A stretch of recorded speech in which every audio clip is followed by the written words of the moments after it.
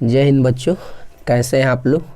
तो अब देखिए हम लोग का बोर्ड एग्ज़ाम काफ़ी नज़दीक है और आप लोग की तैयारी के लिए हमने अपने चैनल पर ऑब्जेक्टिव क्वेश्चन का एक सीरीज अपलोड किया है जिसमें 15 क्वेश्चनों का ऑब्जेक्टिव है। बाकी क्वेश्चन का पुनः ऑब्जेक्टिव तैयार किया जा रहा है, उसको अपलोड किया जाएगा।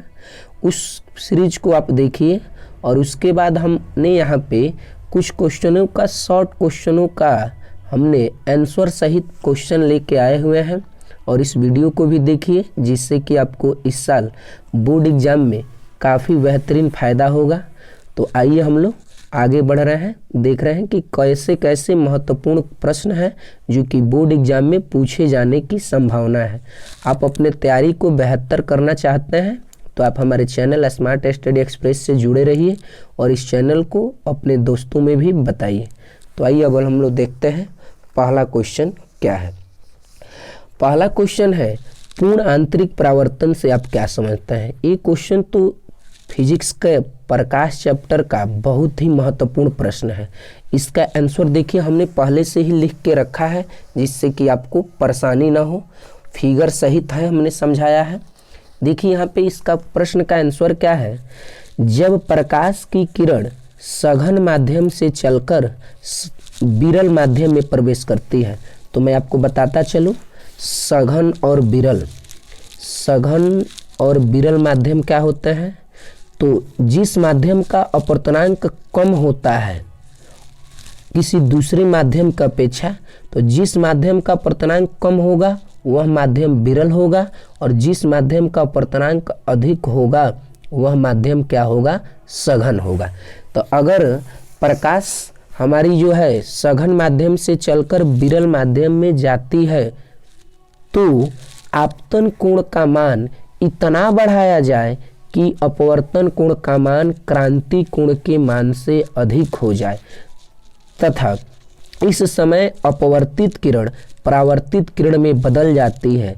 इसलिए इस पूरी घटना को हम लोग पूर्ण आंतरिक परावर्तन कहते हैं और संक्षिप्त में इसे हम लोग TIR के नाम से जानते हैं। इसी को कहते हैं टोटल इंटरनल रिफ्लेक्शन। और यहाँ पे एग्जाम्पल भी देखिए, सघन माध्यम है जिसको हमने डेंसर मीडियम भी बोला जाता है। यहाँ पे इसके कण पास हैं और ये विरल माध्यम है। यहाँ से प्रकाश किरण आती है और यह क्या होती है, पुनः इसी माध्यम में चली जाती है। आपतन कोण है, ये अपवर्तन कोण है। तो यह जो पूरी घटना यहाँ पे हमने बताया यह आपका पूर्ण आंतरिक परावर्तन घटना के नाम से जाना जाता है। ये क्वेश्चन बहुत महत्वपूर्ण है, आप इसको जरूर लर्न करें। चलिए अब आगे हम लोग बढ़ते हुए दूसरा क्वेश्चन कह रहा है कि किसी लेंस के प्रकाशिक केंद्र से क्या तात्पर्य है। ये लेंस से क्वेश्चन लिया गया है, ये भी बहुत महत्वपूर्ण प्रश्न है, इसको भी आप जरूर कंठस्थ करें। कह रहा है किसी लेंस के प्रकाशिक केंद्र से क्या तात्पर्य है। इसका आंसर देखिए हम लिख के रखे हुए हैं।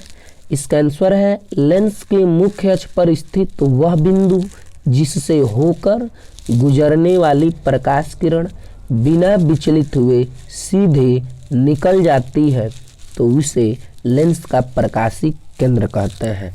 ये हमारा मुख्य अक्ष होता है। यहाँ पे देखिए हमने फिगर बनाया हुआ है। ये हमारा लेंस है, ये उत्तल लेंस है और ये हमारा अवतल लेंस है। ये हमारा अवतल लेंस है और ये उत्तल लेंस है और ये हमारा मुख्य अक्ष है। इस उत्तल लेंस का जो मुख्य अक्ष है इस पर जो बिंदु O है इसी को ऑप्टिकल सेंटर यानी प्रकाशिक केंद्र के नाम से जाना जाता है। और यहाँ पे देखिए रे डायग्राम भी हमने प्रस्तुत किया है, तो इस क्वेश्चन को आप याद रखेंगे। चलिए अब अगले क्वेश्चन के तरफ हम लोग बढ़ते हुए अगला प्रश्न है आपका कि निकट दृष्टि दोष से आप क्या समझते हैं। देखिए ये भी क्वेश्चन काफ़ी महत्वपूर्ण है। वैसे तो हमने महत्वपूर्ण क्वेश्चन का कलेक्शन ही किया है, एटलीस्ट आप इसको जरूर याद रखेंगे। प्रश्न है निकट दृष्टि दोष से आप क्या समझते हैं।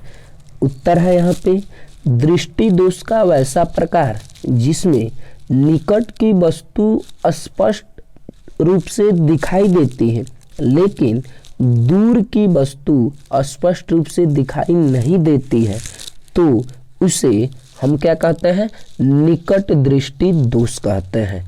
तो इस क्वेश्चन को भी आप याद रखेंगे। तो आइए अब हम लोग चौथे प्रश्न की तरफ बढ़ते हुए। देखिए चौथा प्रश्न आपका दर्पण से है।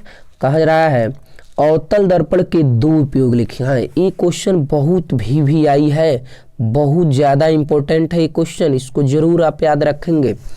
देखिए अवतल दर्पण के दो उपयोग, वैसे तो इसके बहुत सारे उपयोग हैं लेकिन हमसे दो ही उपयोग पूछा है तो हम दो ही उपयोग लिखेंगे।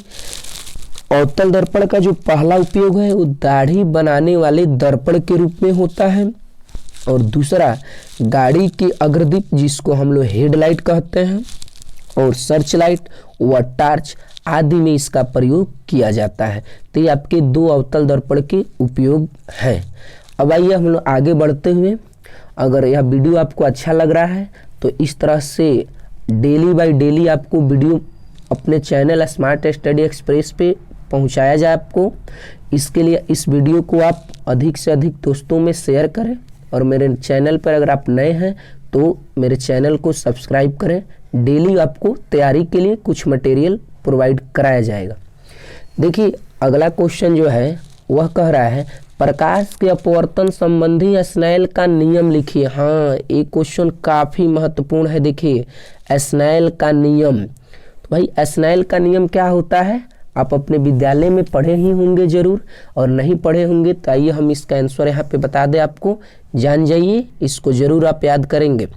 कह रहा है किन्हीं दो माध्यमों के लिए एकवर्णीय प्रकाश के लिए आपतन कोण की ज्या साइन आई तथा अपवर्तन कोण की ज्या साइन आर का अनुपात एक नियतांक होता है, जिसे पहले माध्यम के सापेक्ष दूसरे माध्यम का अपवर्तनांक कहते हैं, और इसे ही स्नेल का नियम कहते हैं। यहाँ पे देखिए इसका गणितीय व्याख्यान भी किया गया है। साइन आई बट्टी साइन आर जो होता है वह एक कांस्टेंट होता है, नियतांक होता है।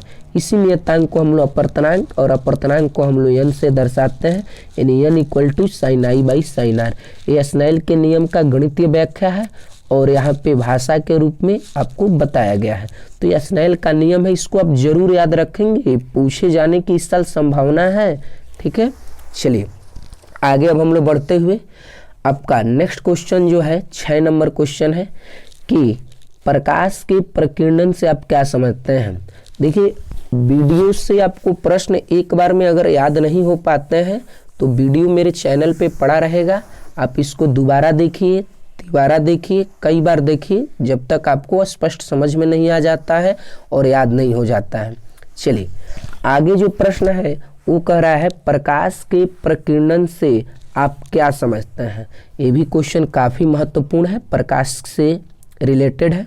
देखिए इसका आंसर हमने बताया है यहाँ पे कि जब प्रकाश किसी ऐसे माध्यम से होकर गुजरता है जिसमें अति सूक्ष्म कण यानी बहुत स्मॉल पार्टिकल, जैसे नाम भी बताया गया है धूल का कण, धुआं का कण आदि सम्मिलित होते हैं, तो ये सभी कण मिलकर प्रकाश को सभी दिशाओं में फैला देते हैं।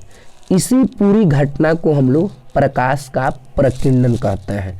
प्रकाश को इस प्रकार फैल जाना क्या कहलाता है, प्रकाश का प्रकीर्णन कहलाता है।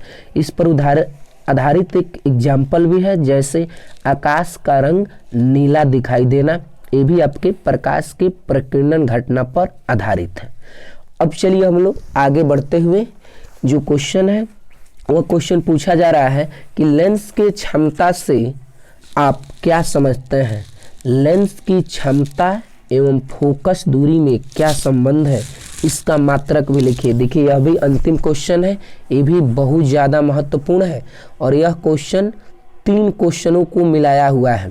पहला कि एक तो लेंस की क्षमता का परिभाषा दीजिए, दूसरा कि लेंस की क्षमता एवं फोकस दूरी में संबंध बताइए, और तीसरा इसका मात्रक भी लिखिए।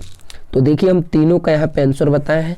पहला चलिए हम इसका डिफिनेशन बता देते हैं आपको। किसी लेंस की फोकस दूरी के व्युत्क्रम को ही उस लेंस की क्षमता कहते हैं, यानी किसी भी लेंस का जो फोकस दूरी है उसी के व्युत्क्रम यानी उल्टे को हम लोग लेंस का क्या कहते हैं, पावर यानी क्षमता कहते हैं। दूसरा है लेंस की क्षमता P व फोकस दूरी F में संबंध। P बराबर होता है 1/F। जब ऊपर 1 लेंगे तो फोकस को हम लोग मीटर में मेजरमेंट करेंगे, और जब हम लोग ऊपर 100 लेंगे तो फोकस को हम लोग सेंटीमीटर में मेजरमेंट करेंगे।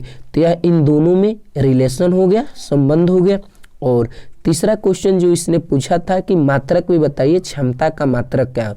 तो क्षमता का मात्रक हम सभी लोग जानते हैं क्या होता है, डाईऑप्टर होता है। और डाईऑप्टर को हम लोग किससे प्रदर्शित करते हैं, D से प्रदर्शित करते हैं। तो यह वीडियो आपको कैसा लगा मुझे कमेंट करके बताइए। और इसी तरह के नए नए इम्पोर्टेंट और महत्वपूर्ण क्वेश्चन आप चाहते हैं, बोर्ड एग्जाम में बेहतर तैयारी करना चाहते हैं, बेहतर रिजल्ट बनाना चाहते हैं, तो मेरे चैनल को ज़रूर सब्सक्राइब करिए। और इस चैनल को अन्य बच्चों के भी बताइए जो कि बोर्ड एग्जाम का तैयारी कर रहे हैं। धन्यवाद।